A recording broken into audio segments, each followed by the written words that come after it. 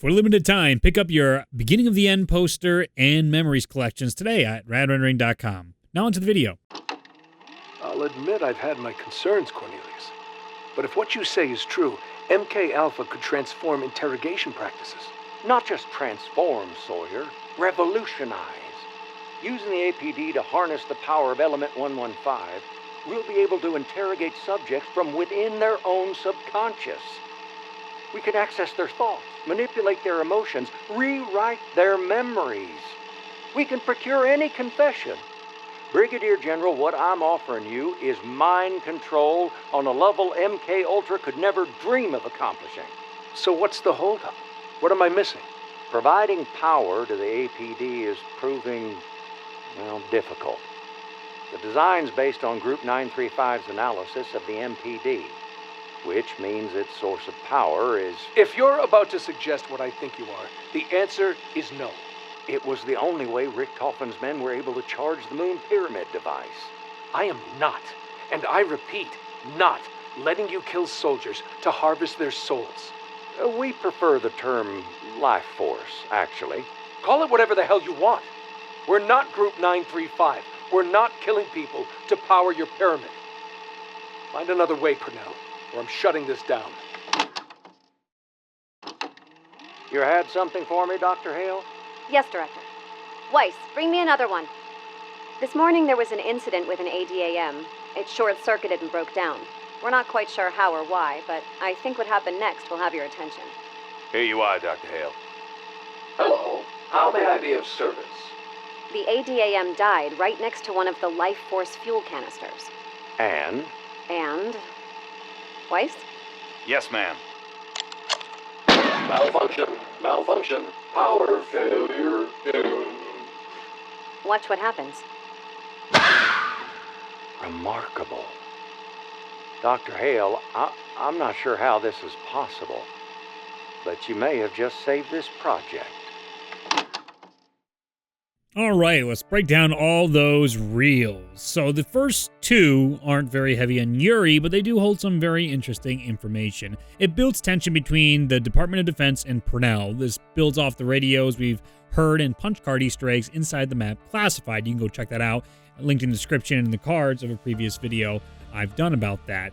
This expands on why this was a valued resource inside the Broken Arrow project and why America was doing more research into the American Pyramid device. It was expanding the MK Ultra, which is a real thing that happened in the United States, where we were trying to unlock the human mind and take control because we were competing with sleeper agents and all kinds of really crazy stuff. So do a Google search about MK Ultra if you're interested about more of that lore information. What this is a sci-fi version of a MK Ultra on steroids that allows us to control people's minds, implant memories, and go crazy, basically, with Cold War sci-fi elements. In second radio, Dr. Hale, who we are told likes Purnell, and he takes advantage of her in that way to push these experiments further, finds out that by killing atoms, or ADAMs, that they can power the APD. In a separate radio, we hear the elemental Shar is able to give life, among other abilities, and that's how they bring these ADAMs to life. So they can bring these robots to life, kill them, and power the APD. I swear, I tell you what I know. We've only scratched the surface. The night of November 6, 1963, you gained access to the Pentagon. How? I do not know. I just appear. I do what she say. I just appear. Who is she? The girl. The little girl. She was in my head, in Yuri's head for so long. Zlaya Vedma. Why did she send you? Who was she targeting? I do not know. You lie. Ah! Ah! Tell me who she was targeting. People who tried to stop her. She sent me to stop them. I obey. Try to stop them. I take weapon. Get out of my head. I can feel you. Bakodi. Not until we're finished. Did she tell you about her next attack? Next attack? What is her next attack? What's she planning? She said many things about past, present, future.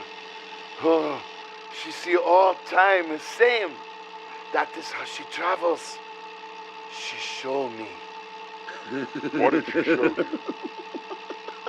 What did she show you, Yuri? She showed me moon. And she showed me this place. Secret government facility. Is she planning to attack here? Not for a long time. 50, maybe 60 years. There will be big boom. Then she attack. Don't play games with me. I never play games. I tell you what she tell me. She tell me you will be there too, Purnell. How do you know my name? Terminate the session. End it now. Look what I'm bringing to the party. What else did she show you, Yuri? What else have you seen? I seen different worlds, universes, past and future. These things are meaningless because all paths will be taken. Different worlds. You think this place is only place? This is one of many. And in each, 4 men are trapped. What do you mean, 4 men? 4 men split in 2, beginning and end, first and last, Alpha and Omega, Primus and Optimus. What the hell's he talking about? Who are they, Yuri? Their names, Yuri. What are their names? They are trapped. I see them. For years, they are trapped in the endless cycle. No matter how they try to break it, there is no escape. Cycle always begin anew. It is the Aether. Once it was above all worlds, but then it corrupted one, and like virus, this corruption spread. What more do you know about the Aether? I know what she tell me, and what they tell me. Who's they? The 4 men? Yet, 2 angels. They come to me in dream. It must be code for something. Yuri, what are the 2 angels? They come from place above existence. Agartha.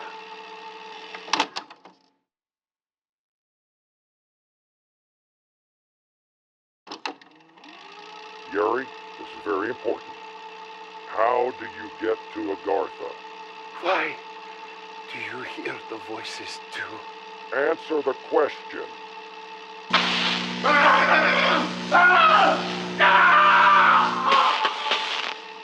It is not for you. It is not for anything of us. Answer the question. Director, we should halt the interrogation. His levels are fluctuating rapidly. We're done when I say we're done. Tell me how to get there, Yuri. I do not know. And even if I did, I would not tell you. You have been marked by it. You are cursed. I hear it in your thoughts. I can feel it. It's corruption.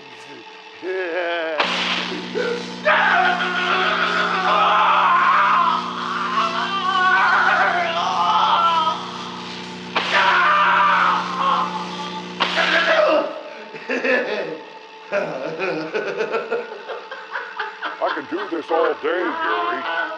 Tell me what I want to know. Get out of my head! The confluence! Curse! The children! How do we get there?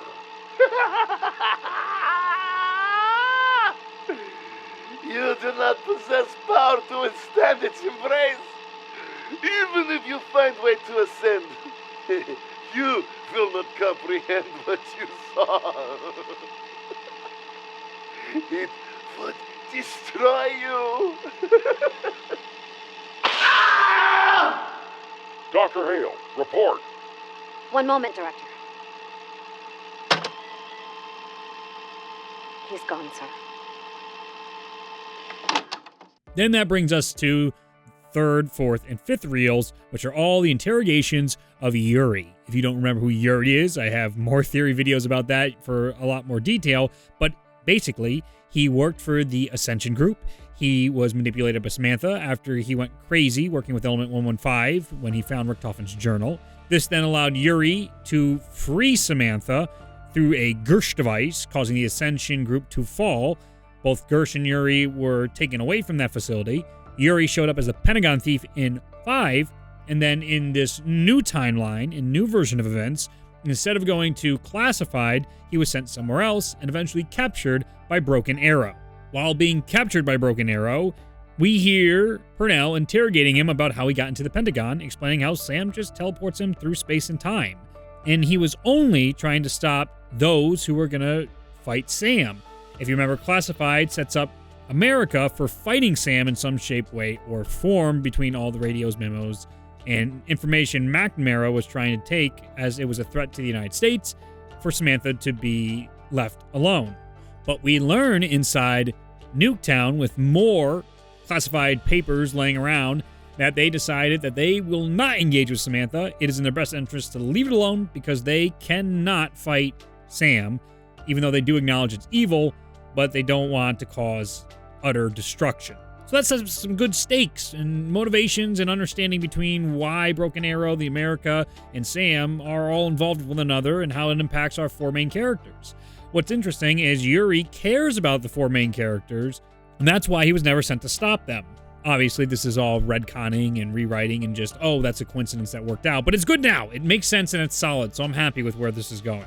They give us an explanation about Sam traveling through time because she sees time isn't linear for wherever she has ascended to inside Argatha and the Aether that are interconnected. That's probably a separate video I'll make talking about deep physics and some of the theories about how you can perceive time. But for this video, I don't think we really need to dive into that. We just have a theory that Treyarch is acknowledging is the way they view time inside Call of Duty Zombies. We go on through these reels and we hear that Yuri's shown Moon and Camp Edward, which was supposed to be a secret government facility, really showcasing Samantha's powers to Yuri and subjugating him to Sam's control because she can get inside his head with voices. Thankfully, inside this reel, Yuri gives us a time frame for when this map was. He says Sam won't attack for another 50 to 60 years. Well, if we do the time from on the timeline, when she will attack and the rockets will hit, as he says it's going to go boom and then she'll attack, indicating the rockets are going to hit Earth, because she says the same thing in the ending of Moon, where she goes, the Earth went boom.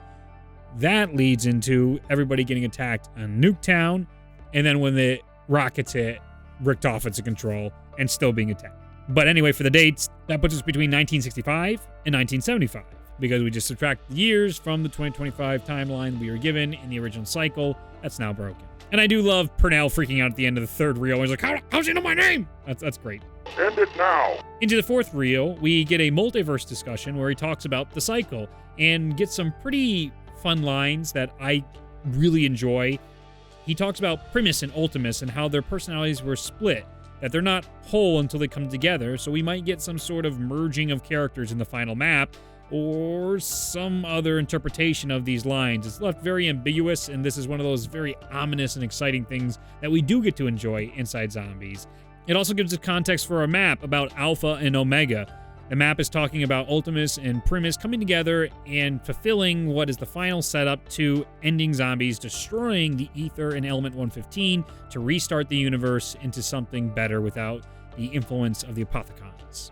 Yuri touches on how the Aether corrupted one, which then corrupted many, and potentially the first thing to be corrupted by the Aether is Dr. Monty. That would make sense that our antagonist would be the very first who started all this, who has the power to fix all this, but chooses not to. But he spread his corruption, and that is how the Shadow Man was formed, the Apothecons, the Keepers, and so on and so forth with the MPDs, Sam being corrupted, Richtofen, Maxis, and their endgames being corrupted. It's doing very well to explain all these very complex things in the past that really didn't have good explanations. My guess is the angels Yuri sees is the Shadow Man and Monty, as he describes two angels, which would be significant characters in our storyline, I would imagine, at this point. So we have heard keepers described as angels in previous radios, and we know that keepers become apothecons by being corrupted. So it makes sense that Monty and Shadow Man could be inside Yuri's head, which would help explain the voices. And that's why people hear so many voices, because he has Sam, Monty, Shadow Man, and so on. Anything else that isn't corrupted in the ether, plaguing their thoughts. He further explains inside this reel that Argatha and the ether are together, and this reinforces this theme and all the ideas. You can listen to my Maxis video yesterday that discusses what is needed to stop the cycle and clean the universe. In the final reel, Purnell is trying to get to Argatha. He has been completely corrupted at this point, just like Maxis and Richtofen. Remember when Richtofen touched the MPD on Moon, that led him to go insane and evil because he started hearing the voices. That's when he was first corrupted. Purnell goes through this in the punch cards. I'll make a video probably tomorrow or the day after that, discussing the punch cards and Russman and all in one video. But this leads us to a Purnell who is obsessed and basically Ultimus Richtofen for Broken Arrow, trying to ascend to some godlike form. And we finally get an explanation for something that is super out there that we never had a good answer for. And Yuri tells us. You bear the mark. You are cursed. You must place your hand upon the stone. He says, Purnell, he is marked. He is cursed. You have been marked by it. You are cursed. I hear it in your thoughts. I can feel it. It's corruption. These are the very same lines that we get in Shadows of Evil when our main characters could hear the Shadow Man. That's what corruption is. That's what it means to be cursed. Why only the cursed survived? Let me know in the comments below. I have some theories, but I'm not doing them in this video. But it helps understand the mark of the beast, why marked people are important or even brought up in the storyline. The people that are marked can hear the voices, can hear the corruption, and the corruption is potentially the thing stopping everybody from destroying the ether and element 115 from the universe. And the final thought here is the confluence.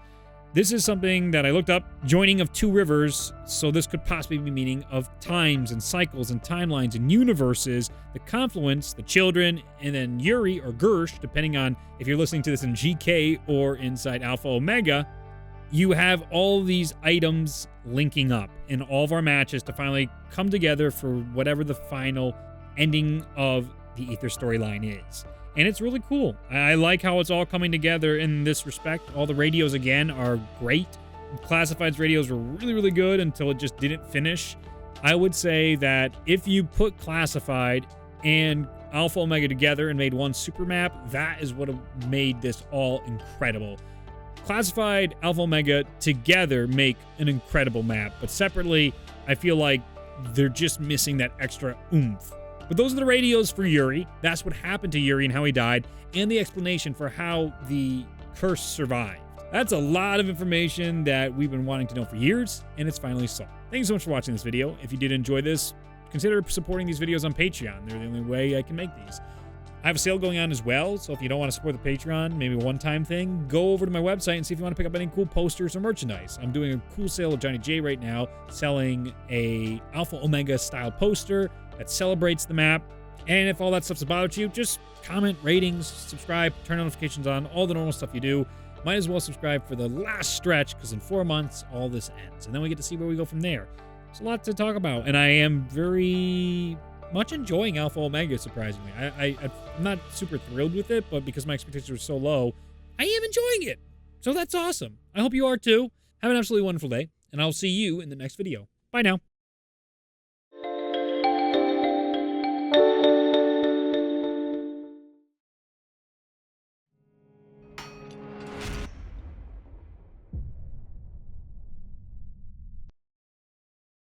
And just to let you know, Yuri's body actually can be found inside the map. You can actually see him after each interrogation, how he was dying. There's also places inside the map where you can read the schedule he was on for his imprisonment. And you can see in isolation where they kept him and all the scribbles on the walls he made while he went insane thanks to the voices in his head.